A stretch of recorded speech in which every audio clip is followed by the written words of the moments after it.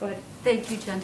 Secretary Blinken is leaving Geneva, and so far does not appear that he has a firm commitment from Russia not to invade Ukraine. So is another summit necessary at the leader level? Do you anticipate that President Biden will be having a summit with President Putin, the president of Ukraine?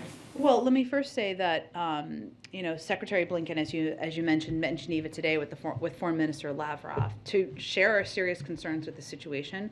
He warned Russia that we are prepared to respond to any Russian invasion of Ukraine with swift and severe consequences, along with our allies and partners. We're also ready to continue dialogue and diplomacy. Ultimately, this has always been putting the choices up in front of President Putin and the Russians, right? It is up to them to decide which path they are going to choose. Secretary Blinken also conveyed we didn't expect any breakthroughs to happen today, but we are on a clear path in terms of understanding each other's concerns.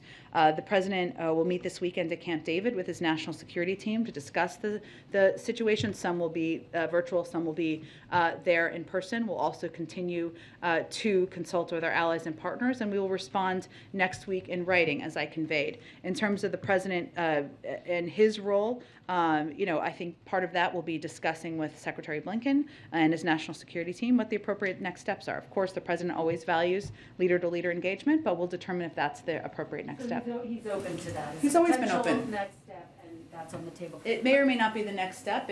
And I can't give you a prediction of if and when it will happen. But if that is the step that is recommended and that we think would be effective at this point in the discussion, of course, the president's always open to leader-to-leader engagement. Let me ask you about something that Secretary Blinken said. He told Ukrainian TV that whether it's one Russian soldier or 1,000 crossing the border, it's an attack on Ukraine. Does the president agree with that statement? Is that how he sees it? That's the president's policy that he has directed as Secretary of State to continue to convey, and what the president conveyed to President Putin.